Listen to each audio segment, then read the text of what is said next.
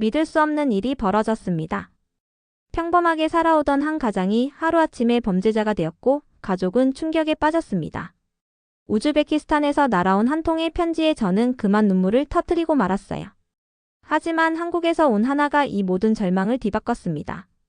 도대체 어떤 일이 그들을 벼랑 끝으로 몰았고 이 위기를 어떻게 극복했을까요? 오늘의 사연 시작합니다. 안녕하세요. 저는 김아슬란이에요. 저는 우즈베키스탄에서 태어났고 고려인의 후손이에요. 제 꿈은 언제나 조상이 땅 한국에서 사는 것이었어요. 그리고 마침내 그 꿈이 이루어지는 날이 왔어요.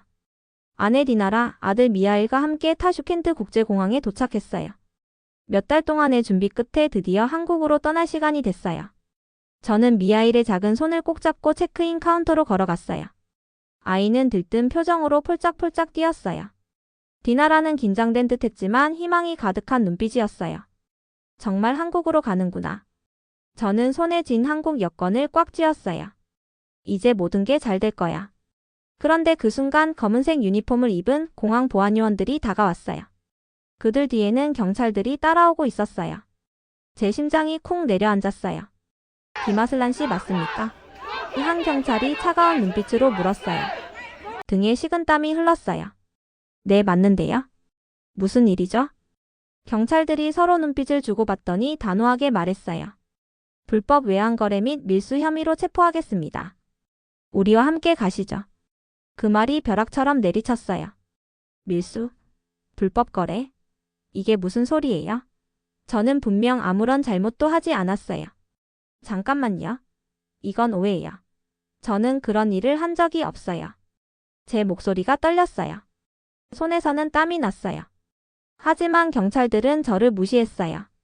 한 경찰이 제 팔을 잡더니 거칠게 뒤로 꺾었어요. 차갑고 딱딱한 금속이 손목을 감쌌어요. 찰칵.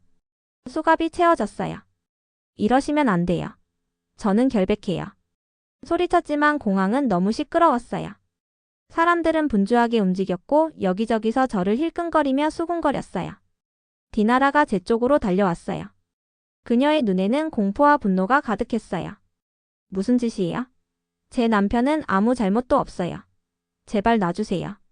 그녀의 목소리에는 간절함이 가득했어요.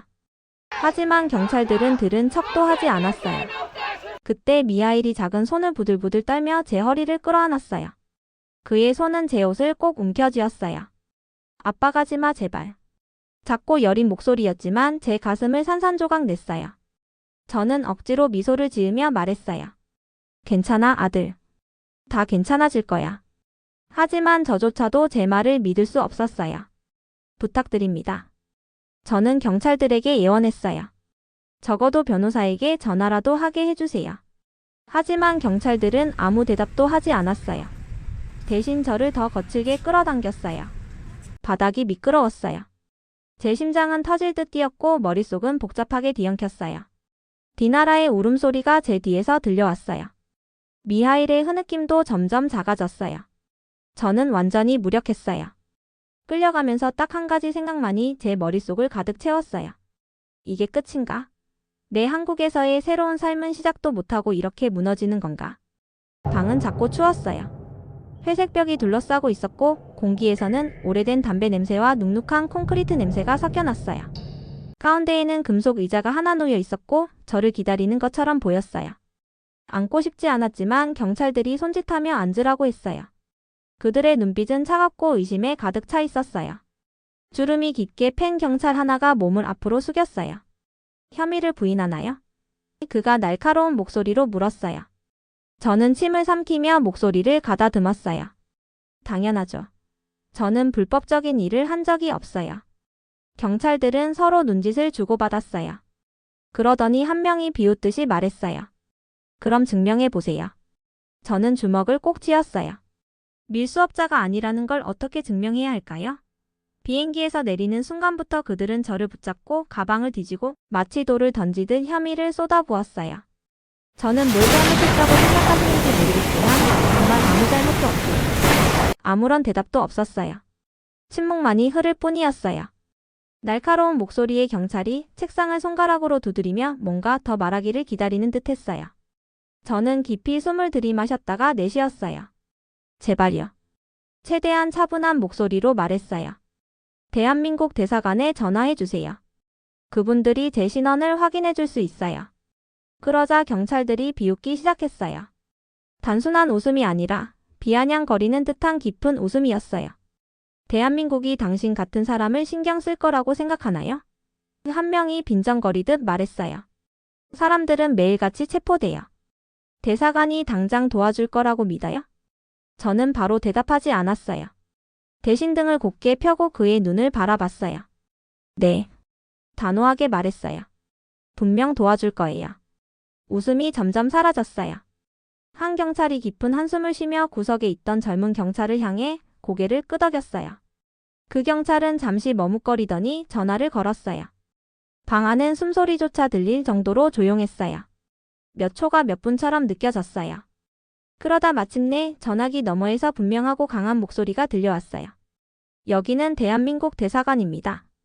김하슬란 씨는 대한민국 국민입니다.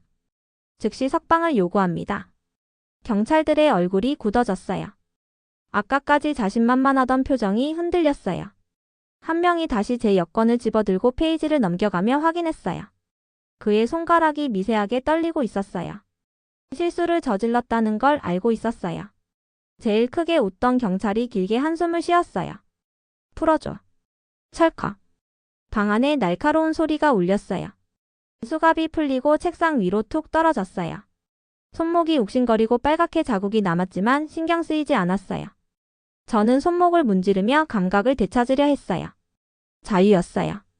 하지만 아직 안전한 건 아니었어요. 천천히 일어나자 다리가 살짝 떨렸어요. 경찰들은 더 이상 제 눈을 마주치지 않았어요. 마치 처음부터 저를 본 적도 없다는 듯이 외면했어요.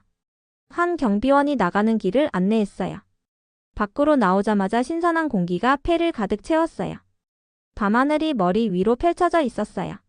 어두웠지만 끝없이 이어진 듯한 하늘이었어요. 도로 한쪽에 차 한 대가 서 있었어요. 정장을 입은 남성이 차에서 내렸어요. 표정은 진지했지만 그의 눈빛에는 신뢰가 느껴졌어요. 김하슬란 씨? 그가 물었어요. 저는 고개를 끄덕였어요. 네. 대사관에서 나왔습니다. 가시죠. 망설일 필요가 없었어요. 차에 올라탔어요. 심장이 아직도 빠르게 뛰고 있었어요. 문이 닫히고 차가 천천히 움직이기 시작했어요. 저는 길게 숨을 내쉬었어요. 자유였어요. 적어도 지금은요. 경찰서 밖으로 나오자마자 저 멀리 디나라와 미하일이 보였어요. 디나라의 눈은 울어서 빨갰어요. 제 작은 아들 미하일은 망설이지도 않고 저를 향해 달려왔어요. 그의 작은 다리는 최대한 빠르게 움직였어요. 아빠. 그의 떨리는 목소리가 울려 퍼졌어요. 저는 팔을 벌릴 새도 없이 그가 저에게 안겼어요. 저는 그를 꽉 안았어요. 작은 몸이 제 품 안에서 떨리는 게 느껴졌어요. 함께하지 못한 시간이 너무 아팠어요. 아빠 없이 잠든 그 수많은 밤이 떠올랐어요. 저는 그의 머리 위에 입을 맞추며 속삭였어요. 아빠가 여기 있어, 아들. 이제 다 괜찮아졌어. 디나라가 천천히 다가왔어요. 그녀의 손은 떨리고 있었어요. 어두운 머리카락은 헝클어져 있었고 얼굴은 창백했어요. 그녀는 마치 저를 보고도 믿을 수 없다는 표정이었어요. 저는 조심스럽게 그녀의 손을 잡았어요. 손이 차가웠어요. 당신이 돌아왔어요. 그녀가 나직이 말했어요. 정말 무서웠어요. 너무. 그녀의 목소리가 떨리더니 결국 울음을 터뜨렸어요. 저는 그녀를 제 품에 안았어요. 미하일도 함께 꼭 끌어안았어요. 미안해요, 제가 조용히 말했어요. 당신과 미하일을 이렇게 두고 싶었던 게 아니었어요. 우리는 한동안 아무 말도 하지 않았어요. 그저 서로를 꼭 껴안은 채 시간이 멈춘 것처럼 서 있었어요. 거리에는 사람들이 지나가고 도시의 소음은 여전했지만 우리에게는 아무것도 들리지 않았어요. 오랜 침묵 끝에 디나라가 한 걸음 물러나더니 눈물을 닦았어요. 이제 집에 가요. 저는 잠시 망설였어요. 아래를 내려다보니 미하일이 제 코트를 꼭 붙잡고 있었어요. 아이가 자란 게 느껴졌어요. 볼살이 빠졌고 눈빛이 어딘가 더 깊어졌어요. 너무 어린 나이에 어른이 되어버린 듯 했어요. 집으로 가지 말아요. 저는 살짝 웃으며 말했어요. 우리 한국으로 가요. 디나라가 눈을 깜빡였어요. 뭐라고요? 미하일이 제 소매를 붙잡고 얼굴을 올려다봤어요. 그의 작은 얼굴에는 혼란이 가득했어요. 아빠 왜요? 우리 집은 여기잖아요. 저는 아이의 키에 맞춰 몸을 낮추고 그의 머리를 부드럽게 쓰다듬었어요. 새로운 시작이 필요해. 더 나은 삶을 살아야 해. 안전한 곳에서. 디나라는 저를 바라보며 생각에 잠긴 듯 했어요. 그녀는 언제나 현실적인 사람이었어요. 어떤 결정을 내릴 때도 신중했어요. 이렇게 갑자기 모든 걸 버리고 떠나는 건 그녀답지 않았어요. 하지만 그녀도 알고 있었어요. 이곳에는 너무 많은 기억이 남아 있었어요. 너무 많은 위험도 있었고요. 저는 적을 만들었고 그들이 우리를 가만두지 않을 거였어요. 그녀가 입술을 깨물었어요. 근데 한국으로 가는 방법은요? 방법이 있어요. 저는 단호하게 말했어요. 서울에 있는 친구가 도와줄 거예요. 디나라는 미아이를 한번 보고 다시 저를 바라봤어요. 그리고 한숨을 쉬었어요. 이번이 마지막이에요. 약속해요. 저는 그녀의 손을 꼭 잡았어요. 약속할게요. 미하일이 제 소매를 잡아당겼어요. 아빠 한국에는 로봇 있어요? 저는 웃음을 터뜨렸어요. 그럼. 그리고 로봇보다 더 신기한 것들도 많아. 몇 년 만에 처음으로 제 아들이 활짝 웃었어요. 그리고 그렇게 우리는 새로운 삶을 향해 첫 발을 내디뎠어요. 비행기가 인천에 착륙하는 순간 저도 모르게 숨을 길게 내쉬었어요. 여기는 공기가 다르게 느껴졌어요. 맑고 상쾌하면서도 약간의 서늘함이 느껴졌는데 마치 새로운 계절이 찾아온 것 같았어요. 그리고 그건 단순히 날씨 때문만은 아니었어요. 제 옆에서 미하일이 작은 비행기 창문에 얼굴을 바짝 대고 있었어요. 그의 커다란 갈색 눈이 호기심으로 반짝였어요. 파파, 여기가 한국이에요? 그래, 우리 아들. 제가 말했어요. 이제부터 우리 집이야. 그 말을 입 밖에 내뱉으면서도 어딘가 어색한 기분이 들었어요. 집. 과연 그렇게 부를 수 있을까요? 너무 오랜 시간을 떠나 있었어요. 한국에 대한 제 기억은 빛바랜 사진처럼 희미했어요. 하지만 이제 여기 도착했으니 앞으로 어떻게 살아가야 할지 스스로 헤쳐나가야 했어요. 승객들이 하나둘씩 자리에서 일어나 짐을 챙기기 시작했어요. 저도 작은 기내 가방을 꺼내고 미하일의 배낭을 들어주었어요. 책임감이 어깨를 무겁게 짓누르는 듯 했어요. 새로운 시작이라는 건 항상 기대되면서도 두려운 법이니까요. 비행기에서 내려 밝은 공항 내부로 들어서자 설렘과 긴장감이 동시에 밀려왔어요. 모든 것이 너무 현대적이고 빠르게 돌아가는 것처럼 보였어요. 커다란 유리창 너머로 보이는 공항의 모습은 마치 살아 숨쉬는 듯 했어요. 사람들은 분주하게 움직였고 익숙하지만 어색한 한국어가 여기저기서 들려왔어요. 그때 한 이머그레이션 출입국 담당자가 다가왔어요. 그는 단정한 제복을 입었고 깔끔하게 빗어 넘긴 머리에 날카로운 눈빛을 가지고 있었어요. 하지만 표정은 따뜻했어요. 김 선생님, 그가 가볍게 고개를 숙이며 말했어요. 환영합니다. 힘든 일을 겪으셨다고 들었어요. 안타깝습니다. 잠시 망설였어요. 뭐라고 대답해야 할지 고민됐어요. 환영합니다라는 말이 가슴 깊숙이 와닿았어요. 정말 제가 돌아온 걸까요? 아니면 그냥 제 인생의 또 다른 정거장일 뿐일까요? 저는 미소를 지으며 고개를 끄덕였어요. 감사해요. 이렇게 돌아오게 돼서 기쁩니다. 그때 미하일이 제 소매를 살짝 잡아당겼어요. 파파, 뭐래요? 저는 무릎을 굽혀 그의 눈높이에 맞추고 까만 머리를 가볍게 헝클어 주었어요. 우리한테 환영한다고 했어. 여기가 이제 우리 집이라고. 미하일은 주변을 둘러보며 환한 공항 간판, 자동으로 움직이는 보도, 낯선 얼굴들을 찬찬히 살폈어요. 엄청 크네요. 그는 조그맣게 중얼거렸어요. 저는 웃으며 말했어요. 그러게 정말 크지. 입국 심사를 마치고 도착 게이트를 나서자 가슴이 두근거렸어요. 아직 직장도 없고 머물 곳도 정하지 못했어요. 아는 사람도 거의 없었어요. 하지만 제 곁에는 미하일이 있었어요. 그걸로 충분했어요. 그를 위해서라도 계속 나아가야 했어요. 그때 다크 슈트를 입은 한 남자가 작은 팻말을 들고 서 있는 게 보였어요. 거기엔 제 이름이 적혀 있었어요. 그는 진지한 얼굴을 하고 있었지만 눈빛만큼은 부드러웠어요. 김 선생님, 그가 살짝 허리를 숙이며 인사했어요. 박이라고 합니다. 김 선생님을 도와드리러 왔어요. 와주셔서 감사합니다. 저는 가방 손잡이를 더욱 단단히 쥐었어요. 그는 공항 출구 쪽을 가리켰어요. 이제 가시죠. 저는 미하일을 내려다보았어요. 그리고 그 너머 저 문 밖으로 펼쳐질 미지의 세상을 바라보았어요. 이제부터 새로운 시작이었어요. 가슴이 두근댔어요. 저는 깊이 숨을 들이마셨다가 내쉬었어요. 네, 갑시다. 한국에서의 생활은 마치 완전히 새로운 세계로 들어온 기분이었어요. 거리도 음식도 사람들의 말투도 전부 달랐어요. 처음에는 그냥 여행을 온 것처럼 낯설었지만 시간이 지나면서 조금씩 적응해 갔어요. 디나라가 가장 힘들어했어요. 집이 그리웠고 어머니가 만들어주시던 따뜻한 빵 냄새도 많이 생각났대요.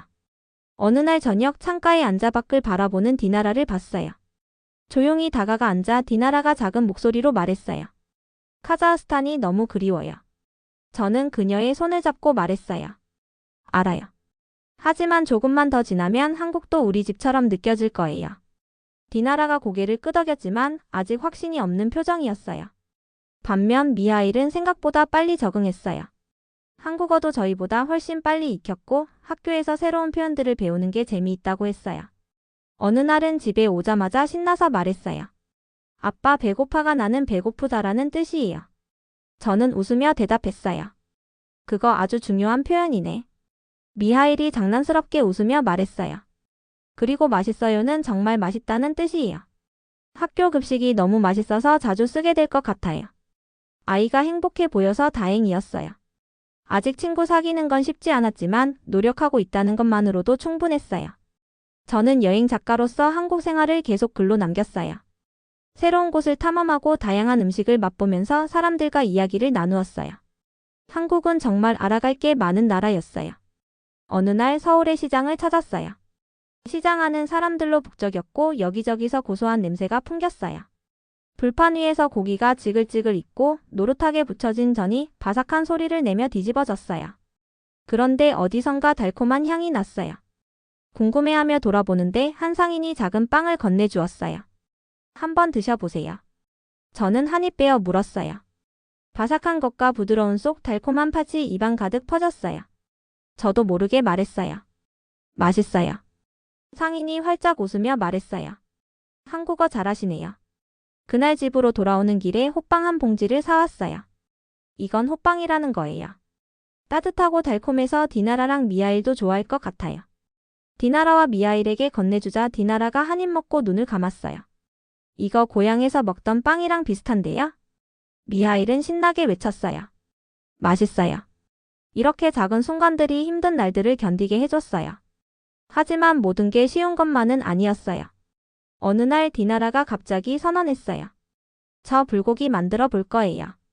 며칠 동안 한국 요리 영상을 찾아보며 공부하더니 직접 도전해 보기로 한 거였어요. 부엌에는 간장과 마늘, 참기름 냄새가 가득 퍼졌어요. 기대감에 부풀었지만 결과는 생각처럼 나오지 않았어요. 고기가 너무 퍽퍽했고 양념도 짰어요. 디나라가 한숨을 쉬며 말했어요. 이건 아니에요. 뭔가 잘못됐어요. 저는 한 입 먹어보고 미소를 지었어요.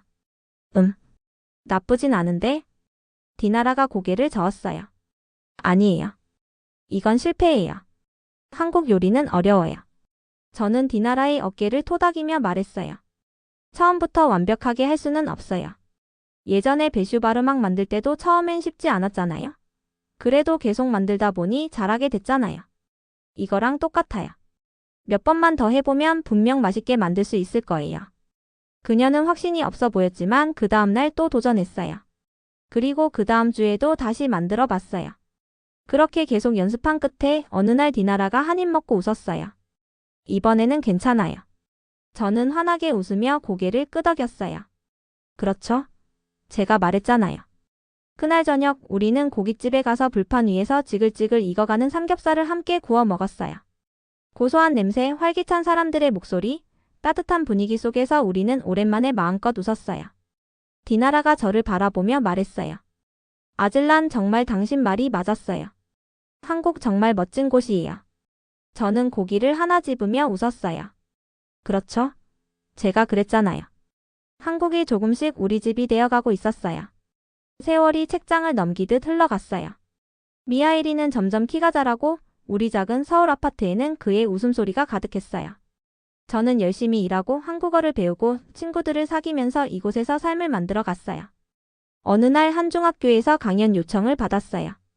교장 선생님께서 저의 이야기를 들으시고 우즈베키스탄을 떠나 어린 아들과 함께 새로운 삶을 시작한 저의 경험을 학생들과 나누어 주길 바라셨대요. 학교에 도착하니 학생들이 반갑게 맞아줬어요. 그들의 눈빛에는 호기심이 가득했어요. 저는 강단에 서서 조금 긴장했지만 막상 이야기를 시작하니 자연스럽게 말이 나왔어요. 저는 우즈베키스탄에서의 어린 시절을 이야기했어요. 시장에는 따뜻한 빵과 향신료 냄새가 가득했고 저를 저녁 먹으러 부르시던 어머니의 목소리가 생생했어요. 그리고 떠나야 했던 순간 새로운 나라에서 적응하는 어려움 그리고 저를 도와준 따뜻한 사람들에 대해서도 이야기했어요. 그때 한 학생이 손을 들었어요. 미하일이 또래로 보이는 아이였는데 눈빛이 진지했어요. 우즈베키스탄을 떠난 걸 후회하시나요? 그 아이가 물었어요. 잠시 생각했어요. 교실 안은 조용해졌어요. 그 질문을 곰곰이 곱씹어 봤어요. 떠난 후 춥고 외로웠던 밤들, 힘든 순간들, 낯선 문화에 적응해야 했던 일들이 떠올랐어요.